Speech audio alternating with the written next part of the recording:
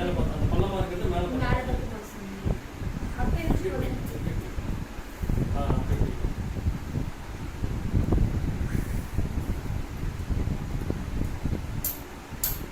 இந்த lock sound வந்து பாருங்க. அப்பதான் கரெக்டா லாக் ஆயிருக்குங்க. இந்த லாக் சவுண்ட் வரலன்னா நீங்க ஊசிக்கு ஒரு ஊசி குத்தி உடையும்.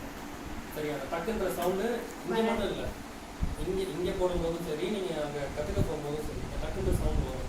சின்ன மிஷின் பெரிய மிஷின் எல்லாம் சரி. சரியா? இதை தள்ளி இந்த நூலை பிடிச்சிட்டு வீல ரோல் பண்ணி அப்படியே அந்த அடியில் உள்ள நூலை எடுக்கணும். இது அப்படியே இருக்கட்டும், அப்படியே கையில் வச்சு மேலே தூக்கு. Okay okay. இப்போ அந்த நூல் வந்துருச்சுன்னா அந்த நூல் எடுக்கணும், அடியில் உள்ள நூல் எடுக்கணும். ரெண்டுத்தையும் இதை தூக்கிட்டு பின்னாடி கொடுத்துருங்க. அமைக்கிடுங்க. அவ்வளோதான். இப்போ அடுத்தது துணியை வச்சு தைக்க ஸ்டார்ட் பண்ண வேண்டியதான். காலில் விட்டுறீங்களா மிஷினில் விட்டுறீங்களா? காலில் ஃபஸ்ட்டு பெடல் மோட்டரில் ட்ரை பண்ணி பார்க்குறீங்களா? ஏன்னா காலில் மிதிச்சு பார்த்துருக்கோம்மா. சரி ஓகே. ஏன்னா ரிப்பேர்ஸில் ஒரு